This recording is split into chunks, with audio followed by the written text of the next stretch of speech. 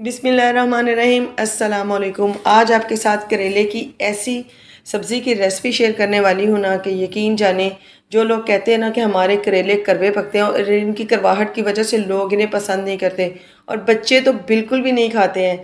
आप इस तरीके से मेरे तरीके से बनाएंगी ना तो बच्चे भी फरमाइश पर बनवाएंगे और उंगलियां चाट चाट के खा जाएंगे। बहुत ही ज़्यादा टेस्टी बनते हैं। बिना फ्राई किए हम इसको ऐसा बनाएंगे कि ये बिल्कुल भी कड़वे नहीं बनेंगे और झटपट से तैयार हो जाएंगे बिना किसी झंझट के। जल्दी से चलते हैं इसकी रेसिपी की तरफ और देखते हैं जी इसको आज मैंने कैसे बनाया है। तो बिस्मिल्लाहिर्रहमानिर्रहीम। करेले की सब्ज़ी बनाने के लिए मैंने ले लिए हाफ़ के जी करेले, ठीक है जी। और सबसे पहले इनको करते हैं साइड पर और इनको छील लेते हैं जी।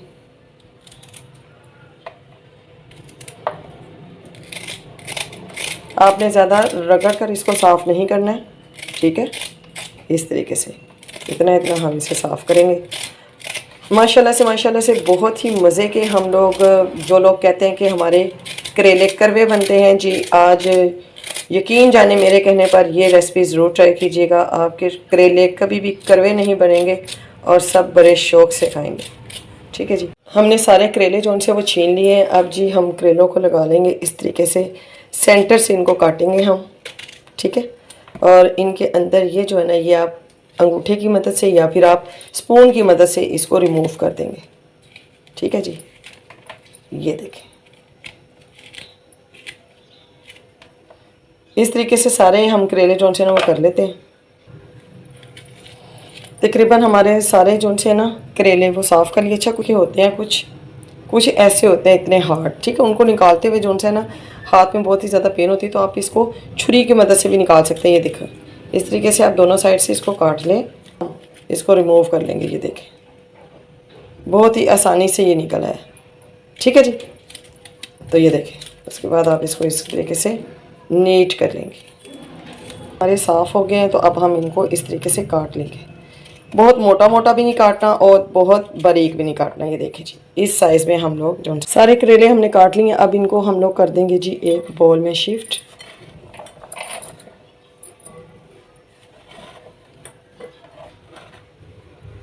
वन टेबल स्पून डालेंगे जी इसमें हम नमक और इसको अच्छे तरीके से जो है ना हम लोग मल लेंगे, ठीक है जी, ताकि अच्छे तरीके से जो है ना नमक वो करेलों को लग जाए और करेले अपना पानी जो है ना वो छोड़ दें। इसे मल के अब हम ना इसे आधे घंटे के लिए छोड़ देंगे ऊपर से कवर करके, ठीक है। आधे घंटे के बाद फिर इसे अच्छे तरीके से हम 3 से 4 पानी इसको अच्छे से हम लोग धो लेंगे। बिस्मिल्लाहिर्रहमानिर्रहीम। आधा घंटा हो गया जी मुझे इसको रखे हुए और ये देखें ये अपना पानी इस तरीके से छोड़ चुके हैं। अब इसे मैं 3 से 4 पानी अच्छे तरीके से धो कर आती हूँ। बिस्मिल्लाहिर्रहमानिर्रहीम। इसको मैंने अच्छे तरीके से धोकर साफ़ कर लिया है और इसको स्ट्रेन कर लिया है। स्ट्रेनर में अब इसमें डालेंगे जी हम लोग दही। बहुत ही मज़े के आज हम करेले बनाने वाले हैं। जो कहते हैं ना हमारे करेले कड़वे बनते हैं, यकीन करें आप ये रेसिपी ट्राई करें। उसके बाद आप करेले जो से ना दिल खोल कर बनाएंगे। एक मैंने छोटी साइज़ की प्याज ली और इसको बारीक चॉप कर लिया है, ठीक है जी। वो इसमें डाल देंगे क्योंकि प्याज जो है वो मीठा होता है और वो इसकी कड़वाहट को जो है ना वो कर देगा ख़त्म। ये हाफ़ टी स्पून मैंने लिया है अनारदाना। इसको धोकर अच्छे तरीके से मैंने इस तरीके से ना दरदरा सा कूट लिया, वो इसमें शामिल करेंगे। बहुत ही मज़े का जो है ना वो फ्लेवर आएगा। 1 टीस्पून लिया है मैंने खुश्क धनिया और इसको इस तरीके से क्रश कर लिया मैंने, ठीक है। दरदरा सा ना क्रश करना है आपने, इसको बिल्कुल पेस्ट नहीं बनाना है। 1 टीस्पून डालूंगी जी मैं इसमें दरा मिर्च का, ठीक है जी। हाफ़ टी स्पून डालूंगी जी मैं हल्दी पाउडर और 1/4 टीस्पून डालूंगी मैं नमक, क्योंकि नमक ऑलरेडी हमने इसके लगाकर भी रखा था, ठीक है जी। अब इन सारी चीज़ों को ना हम कर लेते हैं अच्छे से मिक्स करेलों के साथ। मेरे कहने पर एक दफ़ा इस तरीके से बनाइएगा, फिर इंशाल्लाह देखें आप जो है ना आपको बहुत ही पसंद आएगी ये रेसिपी और आप फिर इसको ख़ुद बनाएंगे बार बार। बच्चे नहीं खाते हैं करेले क्योंकि कड़वे होते हैं ना, बच्चों को बिल्कुल भी पसंद नहीं होते हैं। यकीन जाने आप इस तरीके से बनाएंगे तो बच्चे भी चटम कर जाएंगे इनको। आज नेट करके मैं रख दूँगी एक साइड पर और जो अगला प्रोसीजर है ना वो देख लेते हैं। बिस्मिल्लाहिर्रहमानिर्रहीम। चूल्हे पर कढ़ाई रख ली है और इसमें मैंने तकरीबन जो से ना इतना ऑयल लिया है, ये तकरीबन हाफ कप से ना थोड़ा सा कम है। तो इसमें डाल दूँगी मैं 1 टीस्पून ज़ीरा। ज़ीरे को हम थोड़ा सा रोस्ट करेंगे इसमें ऑयल में, बहुत ही मज़े का फ्लेवर आएगा। ठीक है जी। और ज़ीरे को थोड़ा सा फ्राई करते ही इसमें हम डाल देंगे 1 टीस्पून जिंजर गार्लिक पेस्ट। ठीक है जी। अब इसको भी हम इतना भूनेंगे कि एक तो इसका कलर गोल्डन हो जाए और एक जो इसकी स्मेल सी आती है ना वो ख़त्म हो जाए, कच्चापन दूर हो जाए इसका। लहसुन का कलर देखिए गोल्डन हो गया है, तो 2 मैंने लिए हैं मीडियम साइज के टमाटर, ये इसमें शामिल कर देंगे। थोड़ा सा ऊपर से कैप दे दें क्योंकि इसके छींटे जो से ना होते हैं, टमाटर में पानी होता है इस वजह से। ये देखिए टमाटर को मैंने स्लाइसिंग में कटिंग कर लिया है। अब जी इसको हम लोग कर देंगे ऊपर से थोड़ा सा कवर, ताकि टमाटर जो से ना वो हमारे गल जाए।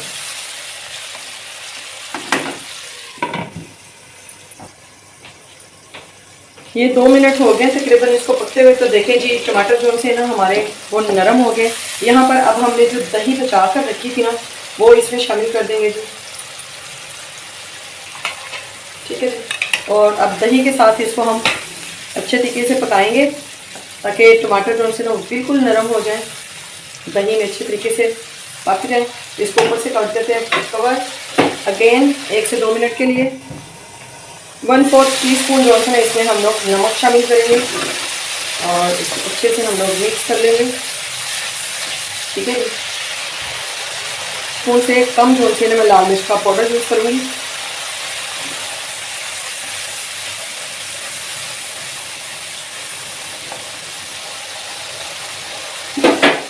दो मैंने ये मीडियम साइज़ की प्याज ली है और इनको इस तरीके से स्लाइसिंग में बारीक बारीक सा कटिंग कर लिया, लेकिन इसको अभी हम यूज़ नहीं करेंगे। कहाँ जाके इसको इस्तेमाल करना है ये आगे जाके आपको बताती हूँ। बिस्मिल्लाहिर्रहमानिर्रहीम। देखें जी टमाटर का मसाला जो सा हमारा बहुत अच्छे तरीके से जो सा है वो भुन चुका है। और देखें टमाटर भी हमारे जो से ना बिल्कुल गल चुके हैं। अब जो हमने करेले मैरिनेट करके रखे थे ना 10 मिनट पहले, वो इसमें डाल देंगे हम।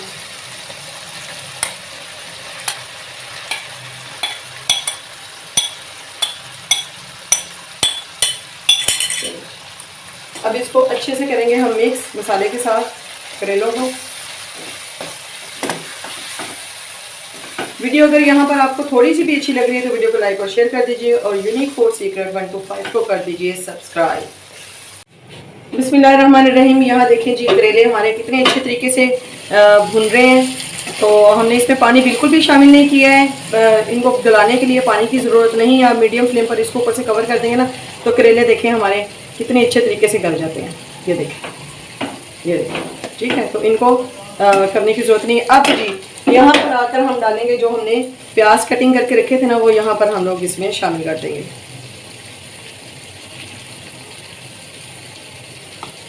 ठीक है, और साथ ही इसमें हम लोग शामिल करेंगे 3 से 4 हरी मिर्च, बहुत ही मज़े की लगती हैं और इनको हम साबुत ही इसमें डाल देंगे। अब इनको ऊपर से कर देंगे हम ऐसे और इसको मिक्स कर देंगे और फिर ना इसको मीडियम फ्लेम से लो फ्लेम पर कर देंगे जी। दम वाले फ्लेम पर इसको रख देंगे हम तकरीबन 5 से 6 मिनट के लिए, ताकि हमारे जो ये प्याज है ना ये सोते हो जाए। प्याज यहाँ डालने का मकसद ये है कि प्याज जो से ये मीठे होते हैं, तो करेलों के अंदर जितनी भी करवाहट है ना, जब यहाँ पर आकर हम लोग प्याज डालेंगे तो प्याज का फ्लेवर बहुत मज़े का आएगा और बहुत ही डिलीशियस जो सी हमारी सब्ज़ी तैयार होगी और दूसरा इसका करवापन जो सा ना वो ख़त्म हो जाएगा। चलिए जी इसको ऊपर से कर देते हैं कवर और दम वाला फ्लेम कर देते हैं नीचे से। 1/2 टीस्पून यहाँ डालेंगे जी फ्रेश काली मिर्च का पाउडर।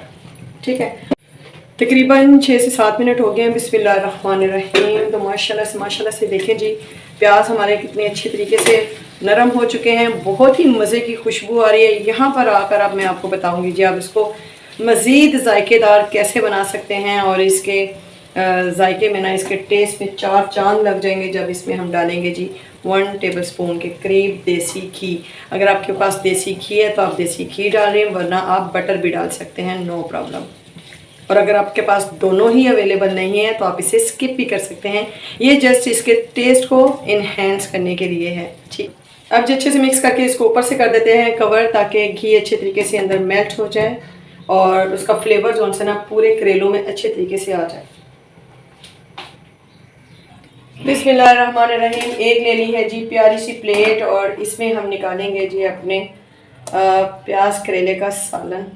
माशाल्लाह से बहुत ही ज़्यादा मज़े का और डिलीशियस हमारा जो सा है ना प्याज करेले का सालन रेडी हो गया है। इसमें बिल्कुल भी जो सी है ना करेलों की रंगत भी जो सी है वो देखें जी कायम है, बिल्कुल भी चेंज नहीं हुआ है। और ये शुगर पेशेंट के लिए बहुत ही ज़्यादा फ़ायदेमंद है। और इसको फ्राई नहीं किया है तो ये बीपी पेशेंट भी इजीली खा सकते हैं, क्योंकि फ्राई चीज़ें बीपी पेशेंट को मना होती है। तो ये बीपी पेशेंट के लिए भी बहुत ही ज़्यादा जो है ना अच्छा है, क्योंकि ये फ्राई नहीं हुई हैं। तो ये थी जी मेरी आज की रेसिपी। उम्मीद है आपको अच्छी लगी होगी। अगर अच्छी लगे तो वीडियो को लाइक और शेयर कर दीजिए और मुझे दीजिए इजाज़त। दुआ में याद रखिएगा, अपना बहुत ख्याल रखिएगा। मिलती हूँ नेक्स्ट वीडियो में नई और डिलीशियस रेसिपी के साथ। तब तक के लिए अल्लाह हाफिज़।